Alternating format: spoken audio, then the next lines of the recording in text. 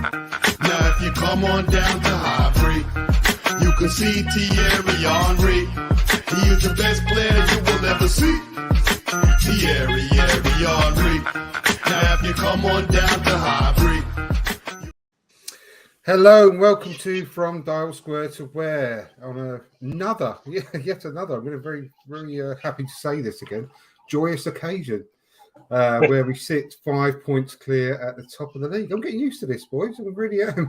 I mean, it's been very unusual, but I'm really enjoying this week. And I've been saying it for so long, but I'm actually really gutted that this season has sort of been temporarily ended because of the way things are going. I would much rather be carrying on watching Arsenal over the next 6 weeks than the World Cup. But it is what it is, as people say. It is what it is. So those listening to us on Spotify and Apple Podcasts, thank you ever so much. And I just want to say today, I'm joined by Kunjan once again. How are you, mate? Good, buddy. Good to see you, and always a pleasure being here. We will touch on that discussion of you would rather continue the season because I have a difference of opinion, but we'll get to that later. Fantastic. That's good. Good. Another good talking point. And we're also joined by Georgie Boy. How are you, mate? I'm good, mate. How are you doing? Very good, thank you. It's been a few weeks, so it's great to have you back on board, mate. I'm agreeing with you, though. I love watching Arsenal and I know. Well, we'll come on to it in a bit. We won't sort of go fully into it now, but I am a bit conflicted. Well, very, very conflicted, actually, about the World Cup. But we'll get onto it in a bit. But obviously, we had another incredible result. Really good away performance. Even though we've got gonorrhea, we're still good enough to beat all the other teams in the league.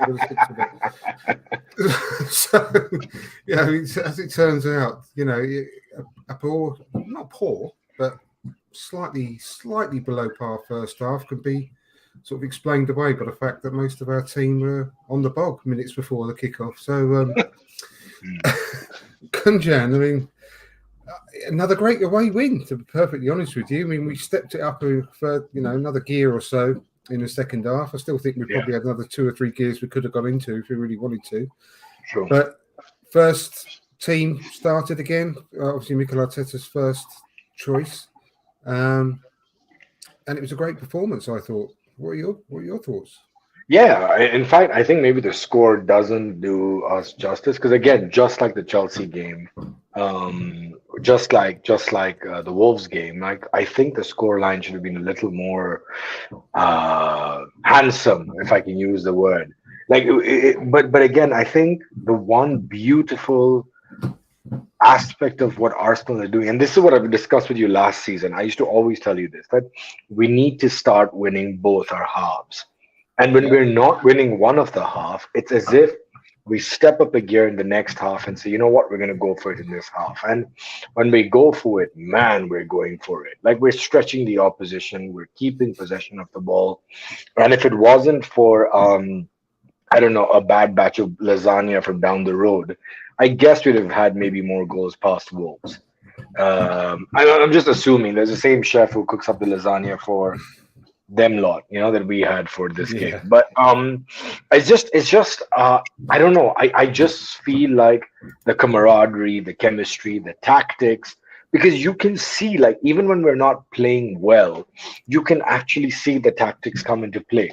If you remember last season, when tactically we didn't do what Arteta was asking, Arteta would call them out at the end of the game on the press conference. He's like, the boys didn't do as I said, and we got punished for it. I think even Xhaka in many of the press conferences would address that by saying, we didn't listen to the manager, and this is what we get for it. Now it's more like we have to listen to him when we switch off, when we're not giving our best, when our tempo is not up there, when the energy is not up there. They're seeing what he must have said. And look, guys, if we do not switch up a gear in the first 10, 15 minutes, these are going to come at us. And I think the team is starting to see that with every game that progresses, that, you know what, the man knows what he's talking about. Let's step it up. And wherever they're falling short, like even against Southampton, I genuinely felt we were going to score a goal at the dying minutes. It didn't happen, but that urgency was there. It was not our best performance, but the urgency was there, and that was what was missing last season. And to see that this season is, it's great. I think every Arsenal fan believes for this season. No one is 100% in, but just watching the football, watching the camaraderie, watching the results, it's just can't ask for more now, can we? It was amazing. It was amazing. Yeah, absolutely.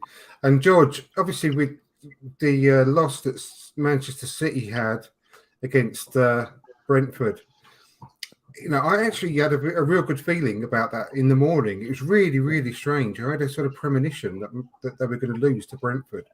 And I wish I put a bet on it, actually, because obviously it came true. But over the last few seasons, we've had so many situations where the results have really gone for us in the top four race, with the teams above us losing. And we failed to capitalise on it. But we just don't do that anymore.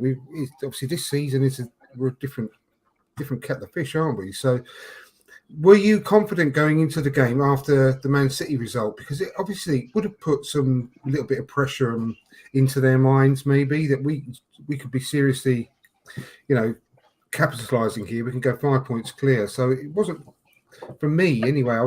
It put a little bit more concern into the upcoming game for me. Kind of confident going to all the games now. To be fair, I thought we'd struggle. Just because I thought Wolves would probably put 10 men behind the ball and lo and behold, they did. Yeah. It's like trying to cut a piece of meat blunt knife with Wolves. Yeah, they've got nothing up front. I think the weird thing, I'm not actually scared to play anyone. No. I think it's just it's the inbuilt sort of concern because of the way things have gone over the last 2 or 3 seasons. Maybe that just sort of still lingers a little bit in the back of your mind. Maybe that's probably where it came from. Yeah, and I just think that some of the performances that we've put through this season, like we've dropped them. Even the Wolves game when it was 0-0 at half time last season, I think. But there's players that have elevated, they're stepping up, like Ødegaard, like people get with most of these players we had apart from Jesus and Zinchenko and Saliba, but the ones they've lived and learned the hard way from last season. So like people like Ødegaard, he was tough, don't score enough. Yeah. Sorry, George, I'll just stop you just a second. You're really breaking up and coming in and going out again. We're losing your voice. Do you want to just drop out and come back in, see if it can fix the problem?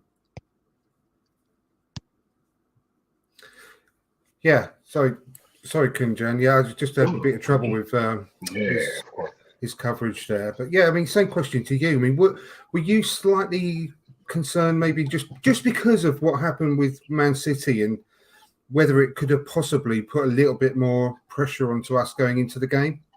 What I'm going to say is a little controversial, but I think because of the position we're at the table, I think every game there's a certain uncertainty about it. There is pressure because we could be playing Wolves on the worst run of form, bottom of the table, but you always have this what if. You had a really good intuition about Brentford. If you asked me, a draw would have been great. Forget 3 points. I would have been very content with Brentford getting just a draw out of Man City.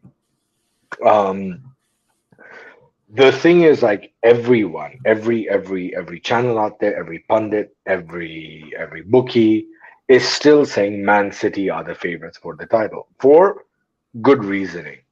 And because of that, I think the pressure is quite high for Arsenal to keep on performing week in and week out, which is expected. We should be at that level where this is now routine. Let's go out there, let's perform week in and week out, let's get the result. So when Man City finally dropped the points, and we had a deadlock at 0-0, I was like, uh-oh, I hope we do capitalize on this. So when the first goal went in, I was like, yes, And again, Wolves were, I think what George was saying earlier on, Wolves did look a little flat. They were missing a few players. Their confidence is at an all-time low. Yes, they had the new manager, but he's watching from the stands. So I think his work is now literally cleaning up, what's left behind. His is using the next 6 weeks to get the team back up and then get the confidence. Because Wolves are a really good squad. Let's not forget that. Like, let's not be fooled by that position. It's very disingenuous. Wolves are a damn good squad. Like, I think with Nottingham Forest, I think they signed 311 players during the summer transfer window, and you can see that there is that lack of gel, that lack of fluidity, that lack of camaraderie that is needed in the squad. But then again, in the next 6 weeks, we don't know what's going to happen behind the scenes. Southampton do look like a team that may go down. Like Leicester, everyone had their money on Leicester that they're going down. Right now, Leicester are flying. They're doing really well.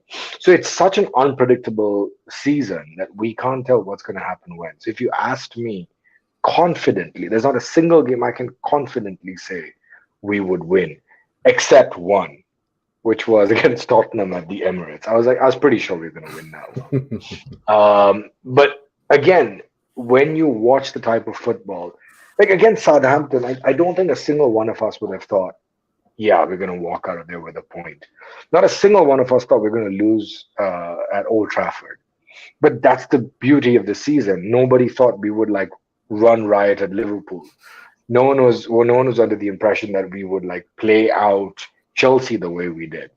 So these are positive signs. This is the evolution of the new squad. This is us stepping up a gear. And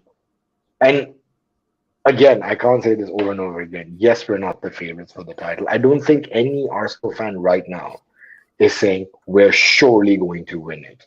I think every Arsenal fan are like, even if we don't win it, they've done us proud. They've done us so much, they've given us so much belief because, again, we go again next season. We go again the season after. And mind you, the teams around us are also in a process. Chelsea look like they're in a process. United look like they're in a process. Liverpool are looking like they're in a rebuilding structure with Klopp. And it's going to take time. And this is our best time to capitalize on this. Yeah, 100%. You back, George. That's good. Yeah, I hope so. Yeah, so far so good, pal. So far so good. Yeah, I mean, obviously, just carry on what you were saying. I mean, Kunjan was just saying that, there are a lot of other teams that are potentially, in a bit of transition at the moment.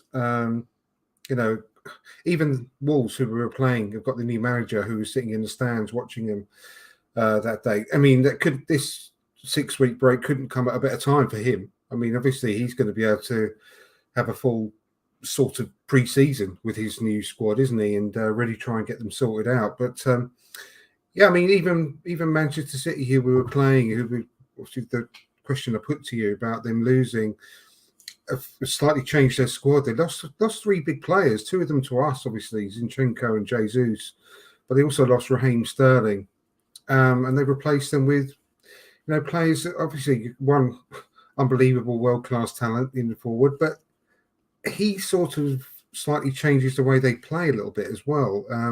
So they're starting to get used to having him in the team and week in, week out. But yeah, like you were saying, I'll let you carry on. Obviously, you weren't really that worried about the game, even though that Man City had lost, and you were quite confident still going into the game. Yeah, I'm not really the way we're playing. Just the games we've got, we're dominating possession. So I wasn't too worried. I just worry when we're trying to break teams down. That's my worry. Yeah. I don't know what I've got to do to score. It's unfortunate we're still losing your voice, George. He's still coming in and out. Unfortunately, it's a shame. Just lost you. I've lost you completely now. Oh, that's a shame.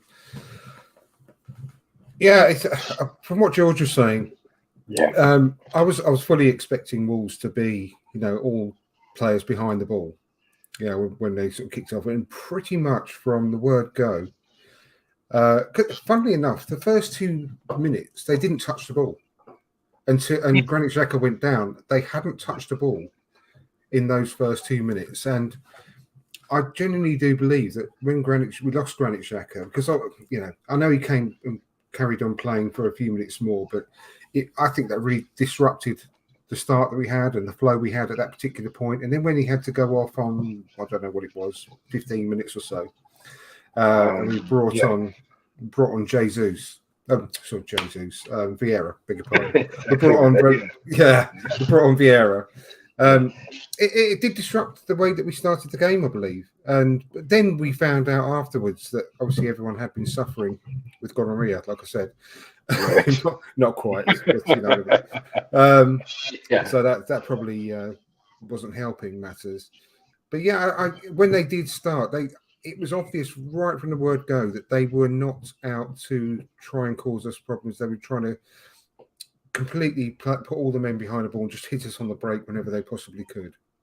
As I know you said that they're pretty blunt up front, but they have got a lot of pace up front with their forward players. They're not the sharpest in front of goal, but they have got a hell of a lot of pace. And it did cause us, the odd eyebrow-raising moment from time to time when they broke forward and shot just over the bar on one occasion. And, he's always, the player, the Hulk, I call him. He's always going to cause us a few problems, even though he's absolutely dreadful when it comes to the final pass, the final shot. He's a real handful, and he still oils himself up, doesn't he? He still rubs his arm all over with oil, so people. And I thought we saw the end of him when he went to Barcelona, but he's back. He's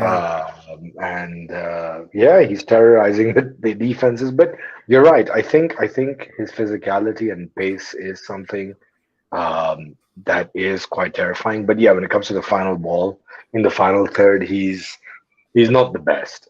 And even regarding the substitution, it was quite interesting to see that Sambi wasn't on the bench.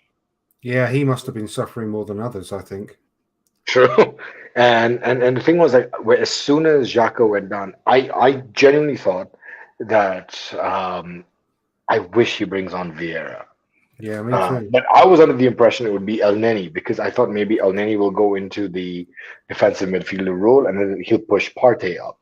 But I like that he didn't change that structure. He's like, no, let Partey sit at the base.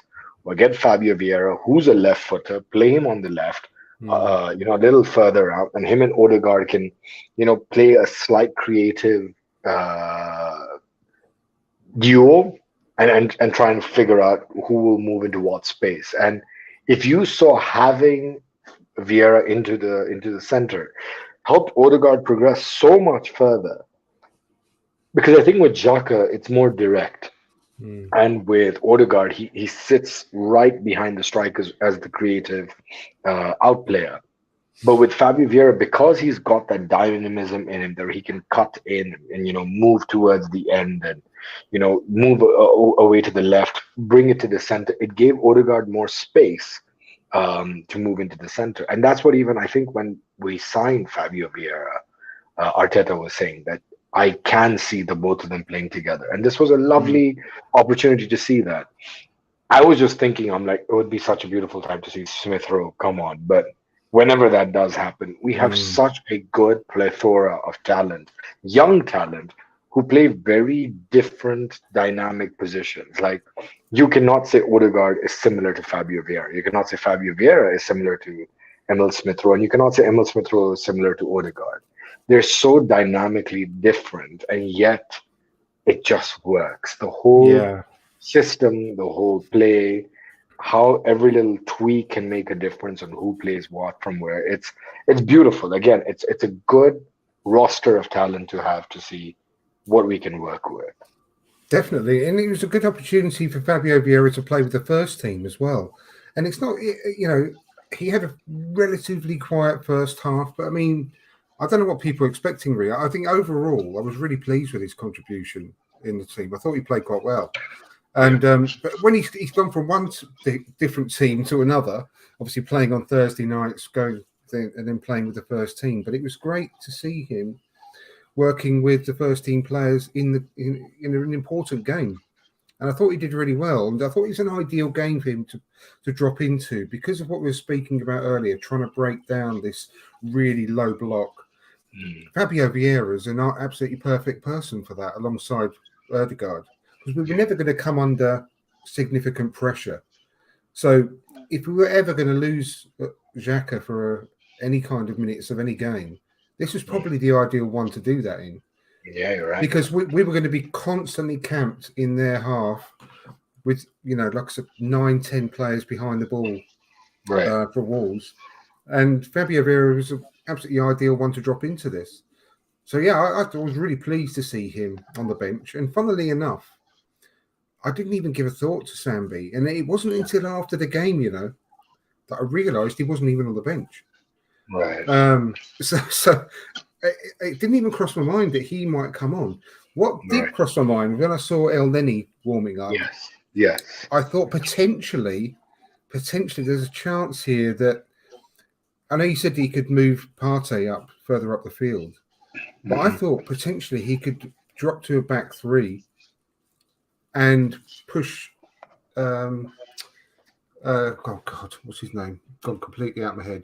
Our left back. Zinchenko. Thank you. My God, my brain sometimes. I do. Yeah. Zinchenko would have been a good shot to put in. Zinchenko, to replace. Yeah, good shot. It's a good shot because then he could have brought on Tierney. Tierney could have slotted into. Even that could have happened. He brings on Tierney, slots him into left back, and puts Zinchenko into the Xhaka role. Yeah, because it's funny, man. I'm jumping forward a little bit here, but Tierney was definitely going to come on at one point. He went off straight down the tunnel after warming up. He was another one that was obviously suffering quite badly, which is why he went for Cedric instead to come on. Obviously slightly less ill than Tierney was, but I felt a little bit sorry for Tierney. First, when I was watching the game, I didn't know what the squad had been suffering with this illness. As a whole, I know that obviously we saw Xhaka go off, but none of us really knew how deep it was within the squad at that point. When Tierney was warming up and then Cedric came on, I thought, oh no, poor Tierney. I felt really sorry for him at that particular point, thinking he's been overlooked again. But it wasn't until after the game that we realised that he'd gone off back down the tunnel because he really wasn't feeling very well. So yeah, it's a bit of a funny day, really, all around. When he found out about that, wasn't it? But again, as you said it so correctly, that this was a golden opportunity for Fabio Vieira to also get into the system because every Thursday night he's playing with a different group of players in a different position because he's now playing the creative space instead of Ødegaard. And then he's got Sambi onto his left, and then he's got El Neni behind him. All of a sudden now he finds himself in the Xhaka role. He's got Ødegaard on his right, and he's got Partey at the back. And all of a sudden you're like, this is a very different dynamic. This is a very different group of people. Exactly. And that's how, when Nelson came on for Saka when he was injured, he had all the first team players around him. Absolutely. It makes a massive difference. It does. And that's why even in the League Cup against Brighton, you could see that. You could see the difference. And that's why when we keep talking about a potential title charge, I come down to depth for that reason. That today, if we lose 3 or 4 of these players, do we have the grit to turn around and say, he's going to do the job, he's going to do the job? It's still a big question mark. Even Fabio Vieira, we keep forgetting, like everyone is highlighting how he's not already kicked off. We are forgetting, number one, the man had no preseason. Number two, have you seen him? He needs to bulk up a bit. He needs to get to the physicality of the Premier League. Eddie Nketiah, up until last season, was a scrawny little guy. Now he's bulked up. He's looking the part. Ødegaard, when Ødegaard came, he was quite fragile. Right now, he looks like he's ready for the Premier League. He's still not bulked up, but he's strengthened himself. Saka, when Saka burst onto the scene as a teenager, right now, that kid's looking stronger than ever. We keep forgetting that there is a transitional period. These players need to understand the game, the physicality, the tactics, the weather, the pitch, the language. I think it was Arteta who said recently that between Saliba, Gabriel, and Ben White, they communicate with a very weird mix of Portuguese, French, and English, and yet they understand each other. And Gabriel's been with us for over 2 seasons. So what I'm trying to get at is that we tend to take away the organic element with these players. Give Vieira a season. I can say he's going to shine. You can just see a player in him. Absolutely, yeah, I totally agree. And you can see he's going to shine. He's going to be an asset to us. And these next 6 weeks as well, they're going to be huge for him. For him to spend real quality time with Mikel Arteta and the rest of the players on the pitch, in Dubai, learning the ropes. It's going to be like a little mini pre-season for him. Like you said quite rightly, he didn't have a full pre-season, didn't have any pre-season with us. Didn't have any pre-season, yeah. So this is going to be really, really valuable for him and obviously many of the other fringe players as well. Even players like Marquinhos, they're going to be able to make a decision on him, whether he's going to stick around for the remainder of the season, whether he's going to go out on loan. Right. Depends who we're going to get in January, I suppose, as far as that one's concerned. So Eddie would benefit big time with this 6 weeks because he's not going to the World Cup right now. He's going to get his shooting boots on because he's not happy sitting on the bench. No one would be. He signed a new contract. He got the number 14. He must be sitting there going, "Did I make a mistake?" And now he's got 6 weeks to prove it by saying, "I'm going to work. I'm going to ensure that when Jesus comes back, he's on the bench and I'm on the starting lineup." None of these players are going to moan when they've got a medal around their necks at the end of the season. That's true. He's going to be very glad he stuck around. That's true. That's so true. That's so true. But I mean, it's going to be interesting to see from next season, what's going to happen with certain players. Like, I mean, we all, I think it's our entire fan base. I mean, I can't think of anyone that doesn't like Kieran Tierney, for example. We all love him. We all love him to bits. Everything about him. He's a wonderful player, wonderful professional.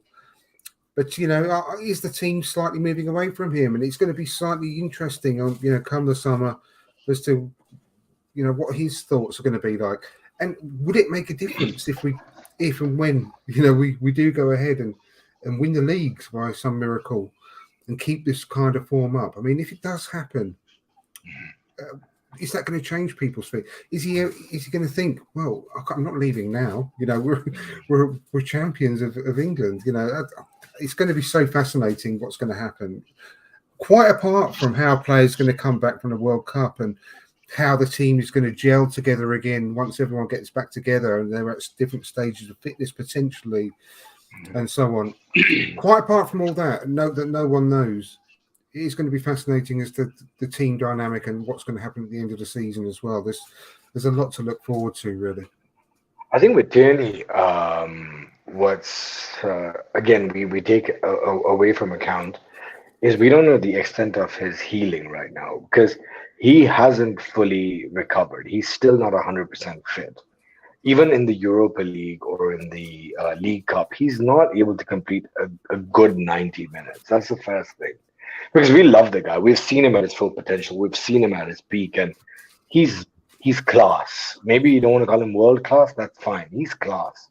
And he's a left back right now where I can say he can get into a Man City. He can get into a Tottenham. He can get into a Manchester United. I think right now, if we offered Tierney to like a Manchester United, they'd bite your arm off. He's a class player. And again, it's not that Tierney's not good enough. He brings a different style. When we watch Zinchenko play, you can see it when the cameras are, taking the overhead shot. He slots into midfield. Tierney's very direct. He goes down the line. He plays the balls to the strikers, the midfielders. He tries to cut in. He scores goals. You saw his goal. I think it was in the Europa League. It was a winner against Zurich. Zurich. Thank you. And you saw his direct play. He was not sitting on the wing. He cut in. He was waiting for the ball. He got the ball. Smack. Like that. Do you remember the goal against? I think was it Brighton when it was excessively snowy. Yeah. No, it's West Brom. West Brom. Sorry, it was West Brom. When he cut in from the left and smashed it with his right. I can't remember Zinchenko's name, but I can remember Kieran Tierney's goal in the snow. Such a good memory. But my point is like that's what Kieran Tierney has in his locker. We forget that, and we have to sit and we have a Zinchenko. We're spoiled for choice. When we didn't have a Zinchenko, we were like, oh, Tavares, how terrible is he? We miss Tierney. Like we have to remember what we had. Well, before we complain. Exactly. I can remember on this podcast earlier on in the season when he was having a run in the team. After Zinchenko's injury, I thought, because he was asked to play the Zinchenko role, he was asked to sort of move into, and I thought that I could see him getting better and better at it. He's not a Zinchenko, but I could see that he was taking everything on board and learning that new position, and I thought he was getting, a lot better at it, a lot more comfortable as each game progressed as well. So I think he could, if he was, God forbid, if anything terrible happens to Zinchenko again, if he's out for any period of time, whether he would get that chance now to do that again, I don't know. But I thought he had the ability and the intelligence to actually learn it over some time. It would have taken him a bit more time. And like I said, he's obviously not as technically competent as Zinchenko on the ball. Right. But I thought that he did have the ability and the professionalism really to learn that role better and better, and I thought I could see it in my own eyes that he was getting it week after week as well. So I would be loath to lose him because I think all of our defenders, even like I said, even big bad Bobby Holding, who comes on in the 10, 15 minutes to go, I still like him. I think he can do a job. I love Rob Holding. I think he brings so much of positivity, he brings so much of happiness, he brings so much of, again, the word I keep saying, camaraderie to the team, that it's not about what he does on the pitch that's important, it's what he does off the pitch. When you read the Brazil national team roster, there's a 13-year-old Dani Alves who's part of the team. And the only reason is for the team spirit. He cannot be support staff. Because again, I do kind of understand why he's not support staff and why he's a player. Once you're support staff, there is a certain disconnect with the players. You become staff, you become the bosses. When you're part of the players, you become the mouthpiece for the players. You go to the support staff, you give the information, the support staff trusts you with that information, you go and give it to the players. If you can have a 39-year-old Dani Alves representing 5-time World Cup champions, why can't you have a £500,000 player from Bolton Wanderers?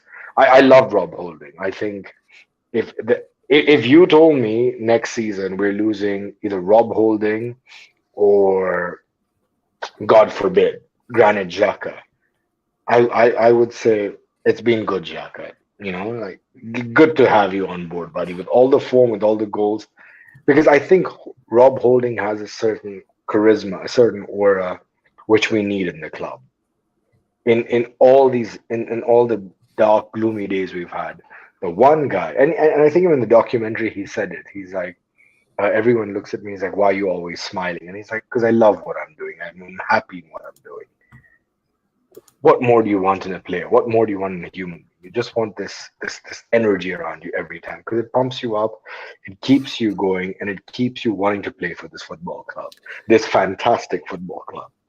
Well, I think I've said it before. So, what better backup defender who knows he's not going to play week on week could you get? Because anyone else would want to be playing week in, week out. They'd moan. They wouldn't be as good in the dressing room to have around in that situation, because they'd just be constantly moaning. They're like in the All or Nothing documentary with Sambi moaning about not playing, and Nketiah saying, you're not the only one, mate, blah blah blah. You don't want people like that in and around the squad week after week, because it would eventually drain everyone else that's around them. So to have him in the, just on the bench in the background, ready to, because he's always ready to come on.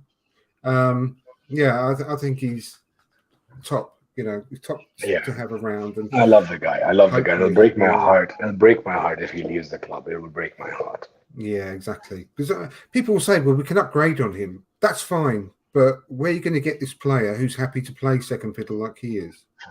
The same goes for Elneny. Yes. People say, "Oh, we need a real class backup for him." For Partey, and that's exactly the same situation. You're not going to get someone who's just as good as Partey, who's going to happy to sit on the bench. If you can, amazing, fantastic. If you've got the managerial skills to keep that person happy, brilliant. But it's harder than it looks, and it's harder than you think. But with Elneny and Rob Holding, they are the type of backup players that help you win leagues. True. The great Man United teams of the past, they all had their Phil Nevilles and players like that, and Nicky Butts and so on and so forth. Didn't get any headlines. Dennis Owens. Dennis Owens. They didn't get any headlines, but whenever they were called upon, they came in. Teddy Sheringham did a job. Teddy Sheringham. There we go. Yeah. So not every single member of your squad is going to be or has to be world-class player. True. Yeah, I can't think of anyone to do. But I'll tell you what we need to talk about and that's obviously Captain Fantastic, who stepped up to the plate. Because I think that when I was watching it, and I was with my kids, we all sat down watching the game. And when we lost Granit Xhaka, we all said, "Oh God, that's a blow," because we all know what a leader he is on the pitch, right? And we haven't got too many heads like him. We've got Gabriel Jesus, who's the leader on the pitch. We've got the defenders, but there's not many other people like him. We need him on the pitch at the moment. And when we lost him, it was a real blow. But then as the game progressed, I actually said to my kids, you can see Martin Ødegaard has stepped up to the plate here. He stepped up to the mantle.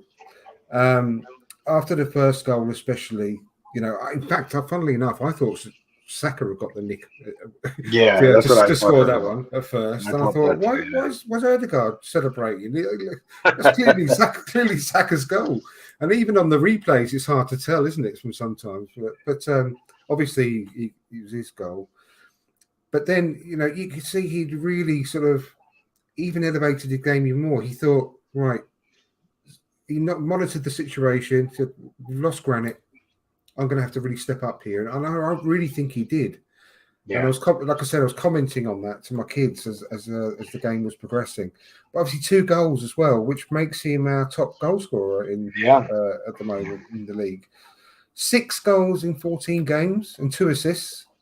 It's really good going, isn't it? We all wanted him to start scoring more goals. So it was great. I mean, the second goal as well, just quickly, before I pass on to you, it's a lot harder finishing it looked as well, because there was players on the line, everything. But he literally had a small pocket of space to shoot the ball into, and he got it at power as well, with power. So, yeah, what was your thoughts on him and his performance on the day? No, you're right. I think you're spot on about it, that he stepped up. And again, like when we signed him, I remember, and there were rumors about who the next captain is going to be, especially after we lost Aubameyang.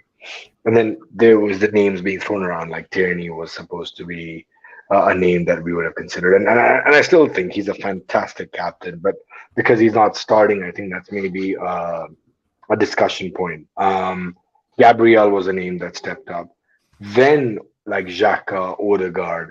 But we forget he's the captain of the national team. He knows what leadership is. Like he leads a team which has Haaland in it. So for him to be able to understand, and what people forget is what happens on the pitch, what's happening behind the scenes.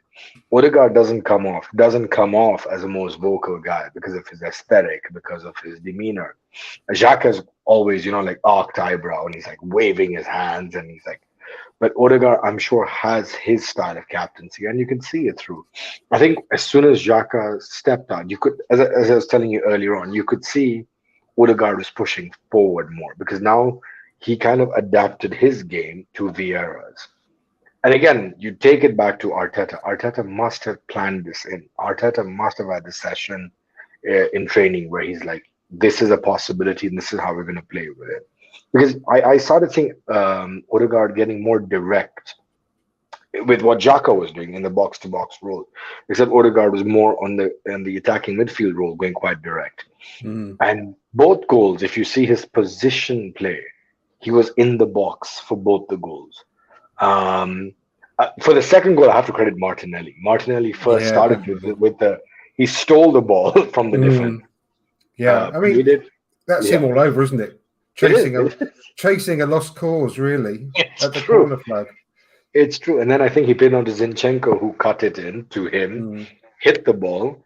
I think there was a save or it hit the defender, and it fell onto Ødegaard, who had all the space and all the time in the world and beautifully. And that's, again, early in the season, the same chance fell to Ødegaard and he hit it at the keeper or he hit it wide. Or this is where I think the training, the playbacks, when they go back to training and they're shown footage from the previous game, they're like, okay, guys, we're going to work on this. We're going to work on that. And you could see that. You could see these little things that were not working before are being worked on every training session going forward. And you could see the improvement. That's what I'm saying, that this is an evolution happening in front of us. We just don't understand it, but it is evolutionary. Yeah, I've said to my kids as well, you need to be taking in every single game this season and really remembering it and sort of taking it all in, because you could be watching a real historic season here. Yeah. And no, it's true. You're absolutely right. I said these players are blossoming right in front of our eyes. Every single one of them, they're all young. They're all going to get better. The youngest team in the Premier League, the youngest team in the hardest league in the world. And this is what they're doing. Like, credit to you. The mentality monsters tag has moved from Liverpool to us now. I genuinely believe that. And I've been saying exactly the same as you throughout the previous podcasts over previous weeks all season about winning each half as well, same as what you did. And I couldn't agree more. And I think we totally deserved to win both halves in this game. But I think if we weren't ill, I think we would have done. But we're making enough chances to do so in every game now. And once again, the focus is on Gabriel Jesus because he didn't score. I think he was right up there as one of the man of the match performances again. I think he was absolutely outstanding and so unlucky with that slightly marginal offside goal he scored right. I mean, the touch you to bring it down. I mean, that was world class. Yeah. And the touch and finish was not of someone that's low on confidence, is it? And then he hit the crossbar as well. Yes, he did. So I'm not worried. Again, I'm not worried about the guy because he had 5 shots in this game again, and he's going to go through a patch of scoring bag loads of goals. And do you know what? He's another one that this 6-week break could actually help because it will take him away from the worry of not scoring for Arsenal. Because I'm sure as a striker, he will be worrying about it slightly, even subconsciously. But he's taken away from that now. And he's got something else to think about with his country in the World Cup. So hopefully when he comes back, he will start the season again the way he started it originally. I think Jesus, when he just joined and he was scoring for fun, especially in the preseason, we started off in the Premier League, and I think it was against Leicester. He scored a brace, and everyone was like, he should have had a hat trick. No one was speaking about that. If anything, everyone was like, yeah, he's on fire, he's on form. And I said this to you last week. He's not off form. He's just playing the game. He's understanding. And again, someone pointed out this to me last week, which was City without Haaland are still dangerous. But now in this season, I want to say they've designed the game around Erling Haaland. Mm. When you look at Arsenal, we're getting our top scorer is Ødegaard. We have goals from Martinelli. We've had goals from Jesus. We've had goals from Xhaka. I think you put out the stat, Saka. which was you put out the stat which said that we've had more goals in midfield between Partey, Xhaka, and Ødegaard. Already, we've surpassed what we've had in the past 2 seasons. I think was it you or someone else put out that stat? Yeah. And we're what 14 games in. And I'm thinking to myself, I'm like, we're getting goals from all over the place. Gabriel has got a couple of goals. Saliba's got a couple of goals. And you're like, you know what? We're getting the goals spread out across the pitch, which is great. When you looked at what we did in the season before the Invincibles, when we went the whole season scoring, I think we were undefeated away, or is it that we scored every goal? The 2 seasons before when we won the Premier League. Yeah.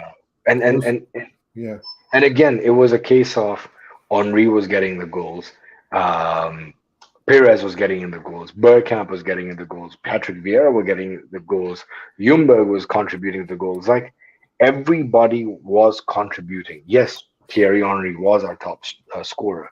He was the man on form, but everyone was contributing. There was a season where Perez was voted our player of the year because of the kind of goals he was scoring, the number of goals he had scored. I like to see that. There's no dependency on one person. And we've been in a habit of that. Saka was attributed of having the lion's share of responsibility. Aubameyang has had that. Lacazette once upon a time had that. I think now it's so evenly spread out. It's enjoyable to watch this. Every time I see Nketiah come on instead of Gabriel Jesus, he stretches the defense. He may not be getting the goals, but he stretches the defense. He's causing spaces. He's getting part.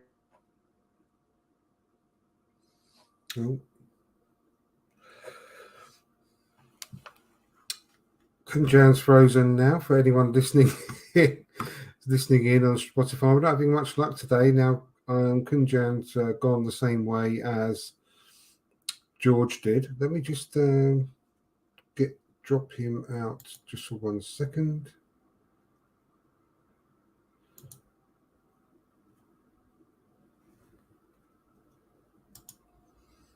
There we go. I've just kicked him out. Hopefully he'll rejoin and we'll solve this problem. You bear with me just 1 second.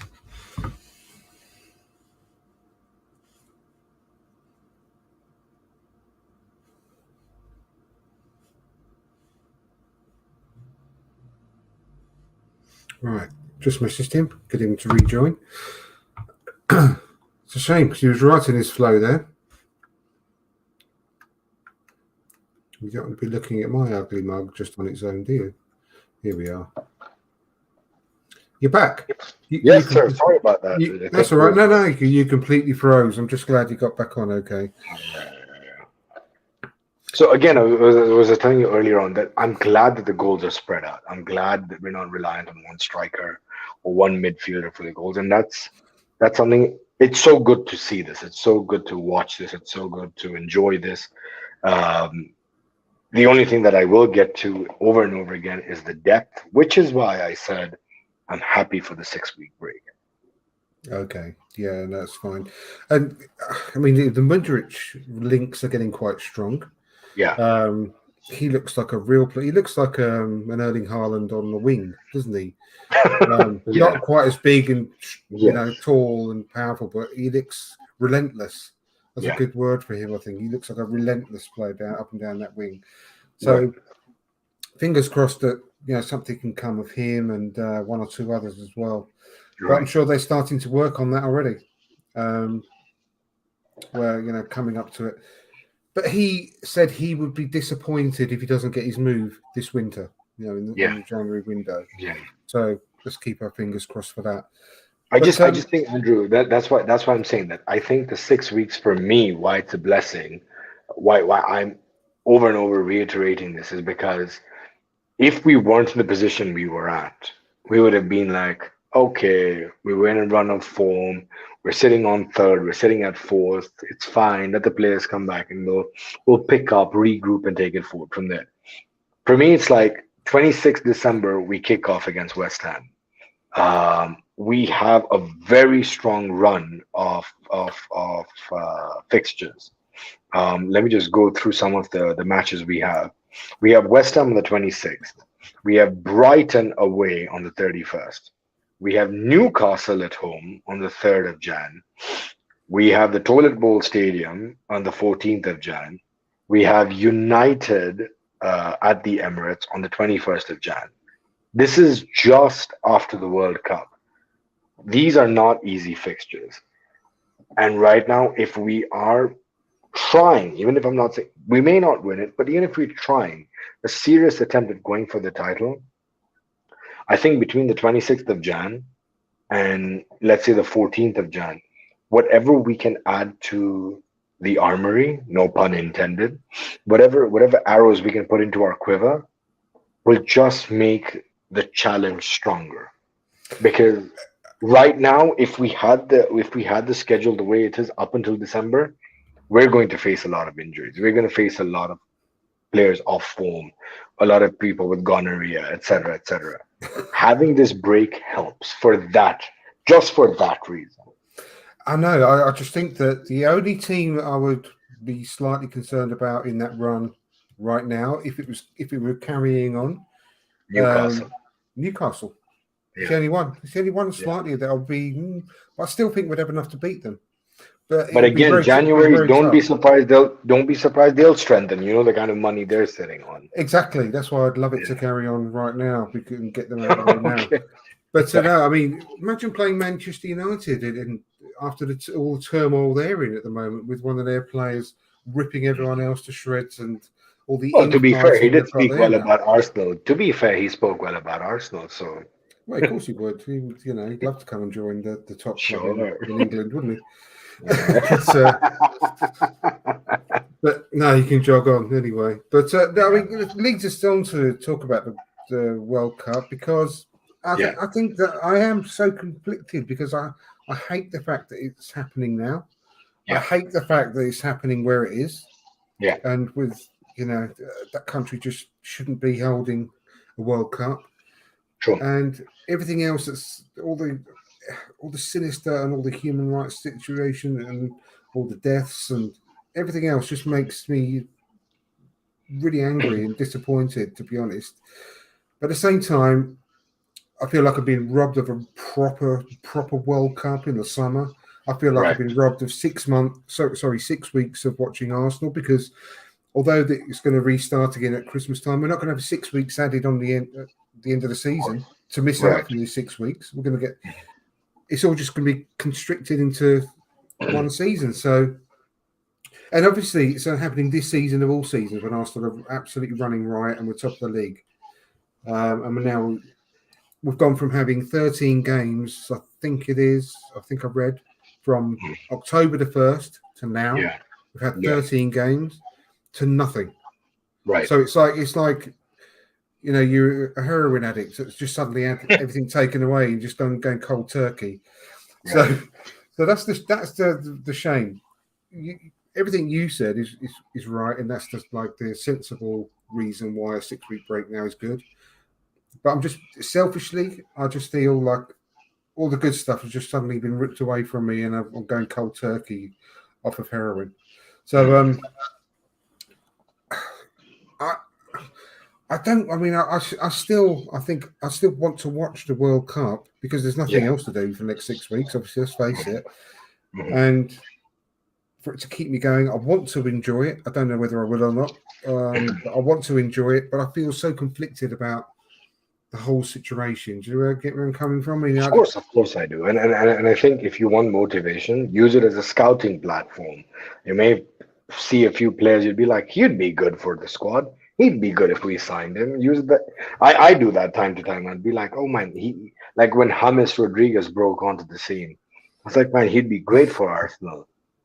Yeah, he was terrible for Everton. So let's not get there. I know exactly. Yeah, I wonder who's going to be the standout. I've got a feeling, potentially could be one of our lads. Yeah.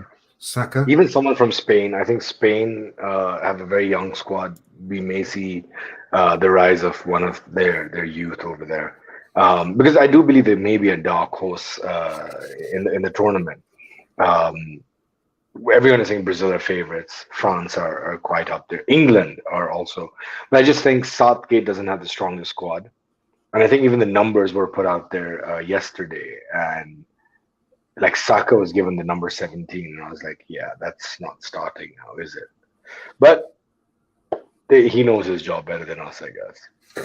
I won't be surprised if Saka starts all the main important games. I think he'll be in the first starting 11. I'll be very, very surprised if he's not. But yeah, we won't win it because of the manager, Gareth Southgate, because I think he has got a very strong squad. Maybe not the strongest squad in the championships, but he's got a very strong squad with a good amount of depth. But as soon as he comes up against a good team with a good manager, he comes unstuck. I'll never want him. I'll take that back. I think I like him as a person. I have warmed to him as a person. I think in front of the cameras, when he's like talking, he comes across brilliantly. Yeah. But as soon as he's on the sidelines and managing the squad in a game situation, I've got no faith in him, unfortunately. Right. And I think people will throw it back at me. Oh, well, he got to a semi-final, World Cup semi-final. He got to the European Championships finals. Yeah. I think he did that because of the quality of players that he's got at his disposal. But we had a very, very good run in, the qualification leading up to the World Cup. Yeah. We had a very good group. And then we were lucky with the draw that we had in the knockout stages as well. We didn't play any good teams. And as soon as a good team came up, it came unstuck. Unfortunately, but and again, I think even tactically, there's a very, I want to say the safe approach tactically, because I don't want to call it boring, but it's quite safe. It's what Jose Mourinho, Conte, Thomas Tuchel, despite using the back three, still had more flair about his tactics and his style of play. But when you see what Southgate's deploying and what like someone like Conte is doing, it's quite similar. And yeah, I think we're past that. It's boring football, and we can move past that and make it a little more exciting, a little more creative, bring in new tactics and new ideas. And I think England do have it. I think you're right. They have the squad. It's just a matter of just fine-tuning some things here and there. Who are you going to be supporting in the World Cup? Are you going to watch it for a start? I mean, of course, yeah. I as I mentioned to you, I'll use it as a scouting platform. So I'll give my good friend Mikhail a call and say, "Hey, man, I saw this little kid play. Why don't you sign him up? I'll do the paperwork. Don't worry about it." Yeah, I want to say because of my loyalties to Arsenal, and again, so there's one team I support every World Cup if they're in it, and that's because again of my love for Arsenal. I started supporting Arsenal because of Dennis Bergkamp, and I've always wanted to see him, play. Hello, I've always wanted to see. My dog agrees with you. I've always wanted to see him, play in any given opportunity. So I used to watch the Netherlands, and again, it just helped that we did have a connection, be it with Giovanni van Bronckhorst or later on Robin van Persie. We do have some sort of Dutch affiliation, so I do enjoy watching. I mean, not the best manager, but the team also, again, this tournament looks good. England is again a good shot because of Saka, Ramsdale, Ben White. Yay, Ben White. France, I'm not a fan of, but again, the affiliation with Henry, Brazil. I'm rooting for Brazil because of our Samba boys as well, and I do see them as favorites. But again, not every tournament the favorites have won. So Yeah, I agree with what Stefan said there. I'll just put it on the screen for those yeah, who can't see. Saying watching international football is quite turgid anyway, but Gareth's style is odious. That's very good words there, Stefan. I agree. odious, That's odious. that's why, Beautiful. when you're watching an international tournament, that's why, I mean, going back to previous tournaments over the years, over my lifetime, teams like the Netherlands, teams like Brazil, who play lovely, attractive, attacking football, have always caught everyone's attention down the years. You've had some teams like Germany, obviously, who always go far, always turn up to a tournament. They could have a terrible group, get through the group, and then get stronger and stronger as the tournament progresses. But they've never played what I would say have been hugely attractive football, been quite boring. Italy have been quite boring in sometimes, and got really far. So, I'm going to be supporting the Arsenal boys. Yeah. So I hope they do well. I think Saliba is most likely going to start most games. Yeah. Especially if Varane's out. Yeah. Obviously Brazil, and obviously England because of my birthright, and because of the three that we've got in the squad. I can't see Ramsdale starting any games, unfortunately. Although I think he should. He should. I think he should. We might be surprised with Ben White. I don't. Yeah. I don't think so, but we might be surprised. He might get a few minutes here and there, or actually start a game. The funny thing was, I was just looking at the roster. Like centre back is quite stretched out, because if you're putting Harry Maguire there, next to him, you're putting Quarter Connie, you're putting a Eric Dyer. Oh man, England's in trouble. So I think having a Ben White maybe next to him, I don't know, who would you put as your centre back pairing for England? Yeah. In an ideal world, it's really tough. I would say probably. I mean, John Stones and Ben White are too similar. They're too similar. So I wouldn't pair them up. Obviously, I would go for Ben White because I think he's on form. Not just on form. I think he's just the best England centre back, in my opinion. And but he, that's just my thoughts. You're looking at either pairing him with, which I couldn't do, is either Eric Dyer or Connor Cody.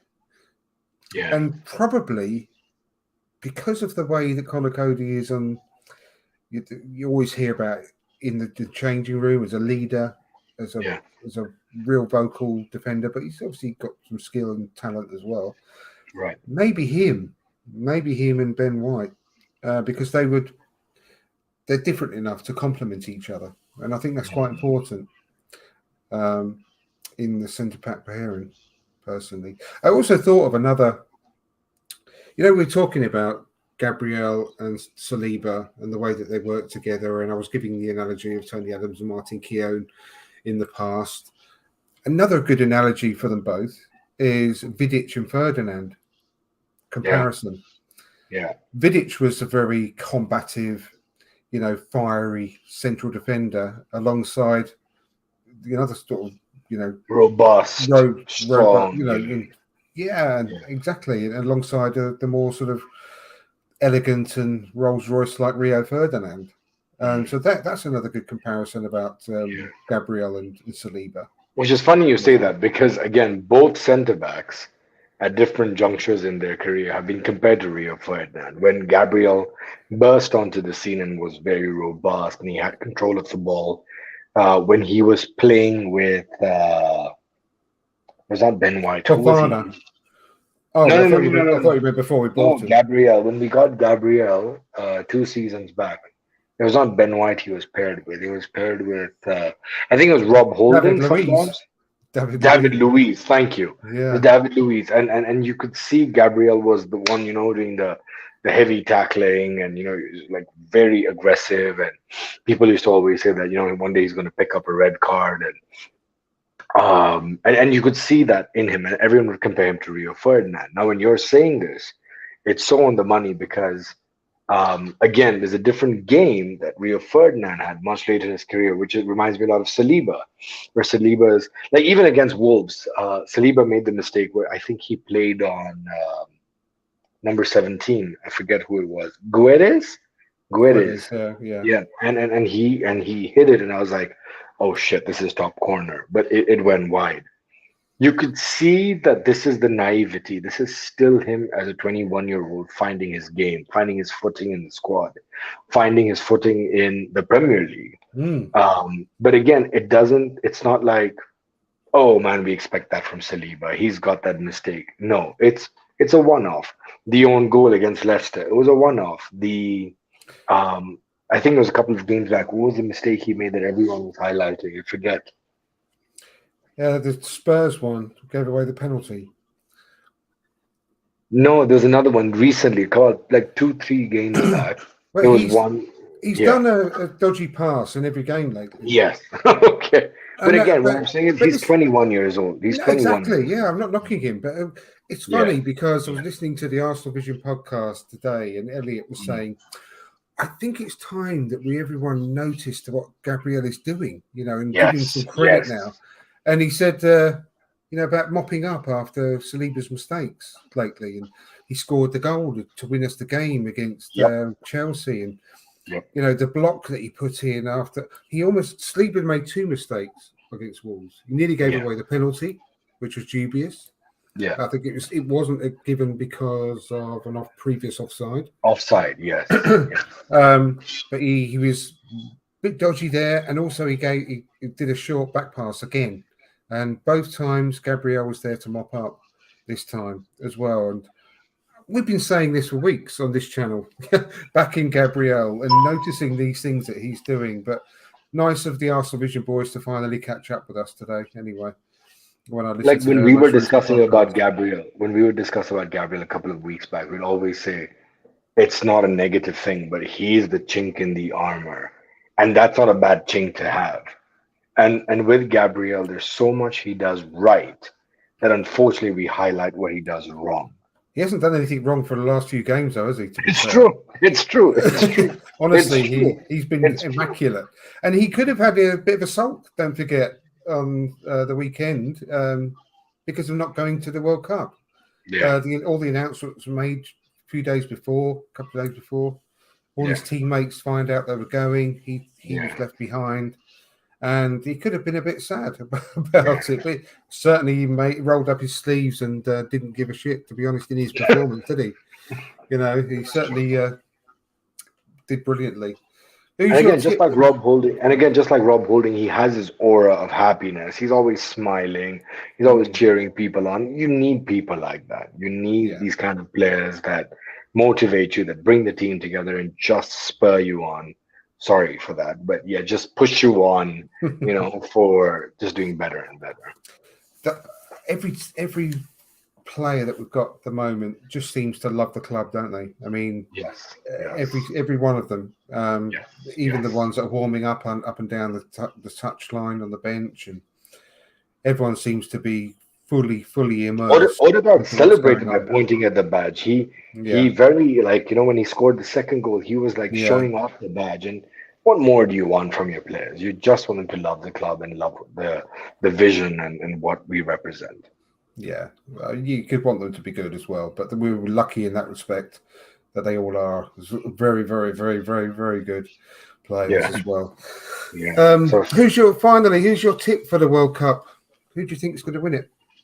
I would say Brazil. I'd say Brazil, but I think that's too obvious, which is why I said that there could be a dark horse somewhere. Netherlands could sneak it in, and England could sneak it in. I heard what you said about Germany earlier on. I just don't think they have the players anymore. Germany had this beautiful golden era where they were producing mass talent, and right now, if I was to tell you that name me 3 world-class players in Germany, you would have to go back to Bayern Munich and pick up half their squad. So I don't see Germany progressing as far as we could. Even Spain, I think, with the squad they have right now, maybe the next World Cup, because it's still a process. Luis Enrique is still trying to work something. So I think Brazil are the favorites. I'd like to see Netherlands win it. They've never won it yet. It would be nice to see that. Argentina is a good shout as well. I think Brazil and Argentina. I think this time it's going to South America. This time, I think the trophy is going to South America. What about you? Who's your money on? I think it's probably going to be out of France and Brazil. Oh, okay. But I do think that my dark horses are Germany. I just think they always turn up for a major tournament. Whether they look a bit poor to start off with. I mean, they didn't in the last World Cup. Obviously, in Russia, they were terrible. I don't think they're going to be like that again. I really don't. I just think they pull it out from somewhere, don't they? Argentina. I think I don't think they've got enough good players anymore. Like they used to have. They could go far, but I can't look past France and Brazil, and like I said, possibly a Germany to go quite far. I'm just dreading if like it's bittersweet if Argentina win. Sweet because I'm a Messi fan. I'd like to see Messi win it because I think he is the greatest player in the world. Bitter because then we have a big quote from a certain Argentinian goalkeeper saying, "I have won the World Cup. I used to dream about this, but Arsenal sold me." And you'd be like, "Not again." Certain goalkeeper. He'll blame us for not winning it. You see, again, I was just thinking. I was waiting for a quotation. I was waiting for a quotation from him that would have said, "It was my dream to play for Arsenal. It was my dream to play under Unai Emery. But when Unai Emery came, I didn't get the chance. So now, when I moved to Aston Villa and Unai Emery has come to Aston Villa, our dreams have come true." And I was waiting for that quotation because it had to be about Arsenal. Absolutely. It would be Emi Martinez if it wasn't, would it, babe? At the end of the day. Well, that's it then. We've done just over an hour. This was fun. Thank you, Andrew. This was no problem. Well, we missed George. We missed George, but this was fun. Yeah, exactly. So thanks to George for joining us. I'm sorry that it didn't quite work out technically, fella. Hopefully we'll see you again very soon. But yeah, thanks ever so much, Kunjan. And we'll have to get together during the World Cup at some point. Yeah, absolutely. Maybe have an Arsenal player watch or something along those lines. See how they're getting on. We'll have to have a chat about that offline. But thank you to everyone in the chat, everyone that's come along. Stefan, Mr. Bungle. We had Taib as well. Claire came in. And everyone else that's been keeping us going. Thanks ever so much. Give us a like before you leave, everyone.